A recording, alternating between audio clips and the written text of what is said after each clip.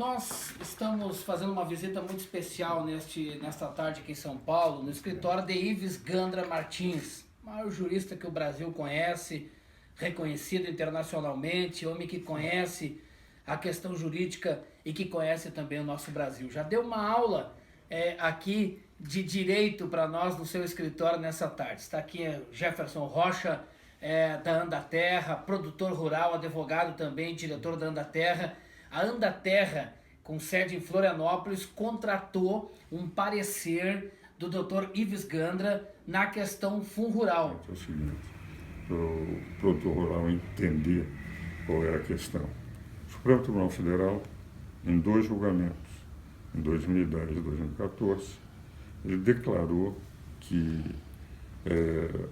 o fundo rural não seria devido para o produtor.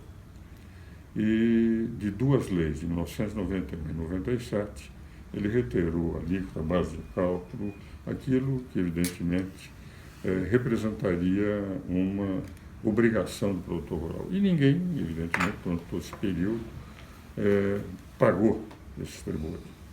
Posteriormente, veio uma lei, a 97, em 2001, e muito anterior aos julgamentos de 2010 e 2014, no qual eles reintroduziam essas 2 incidências, mas de uma forma incorreta.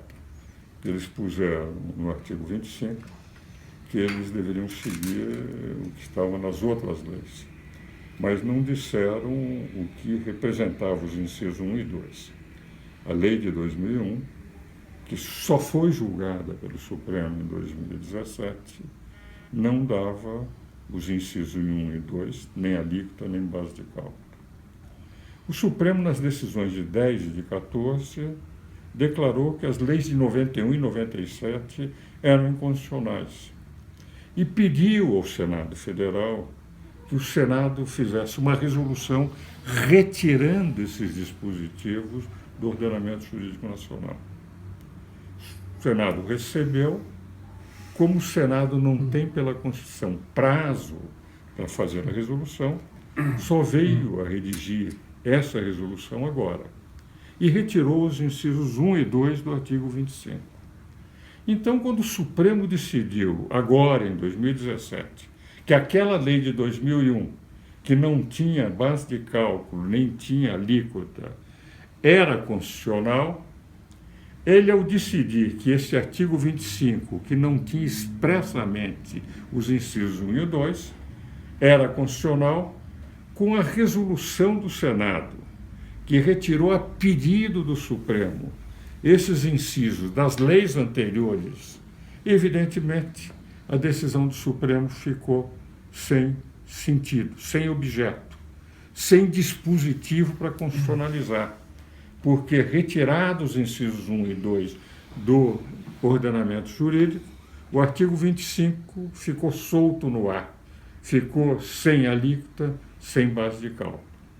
Como a resolução do Senado, como o Senado Federal era o único poder competente para retirar essas incisas depois da solicitação do Supremo, nós entendemos que, neste momento, a decisão do Supremo não tem qualquer eficácia por não ter objeto e, por outro lado, pode o Senado Federal, de uma forma definitiva, como fez em relação à resolução para o passado, que a resolução equaciona todo o problema do passado, pode perfeitamente o Senado Federal, através da nova medida provisória, equacionar o problema definitivamente para o futuro.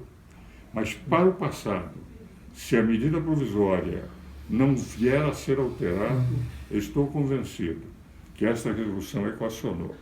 A resolução e a medida provisória. Se a medida provisória tratar de refis, ela estará em choque com a resolução? Na verdade, o refis é o reconhecimento de que há uma dívida passada. E se nós estamos com uma resolução que declara que não havia nenhuma incidência no passado, estou convencido que há uma contradição interna. Nós estamos com uma contradição. pagar o que não existe, Exato. pagar o que o Senado retirou do Senado jurídico, pagar o que o Senado retirou do ordenamento jurídico brasileiro. Eu tenho a impressão que a resolução do Senado obrigará o Senado necessariamente a rever os termos com que essa medida provisória deverá ser aprovada. Os produtores rurais agradecem essa sua explanação tão explícita, tão competente e mostra que realmente nós acreditamos em pessoas certas, em horas certas. Muito obrigado em nome dos Doutor produtores. Ives, Jefferson, a gente não pode deixar de ouvir uma palavra, um parecer bem rápido dele. E o Brasil, doutor Ives? Um parecer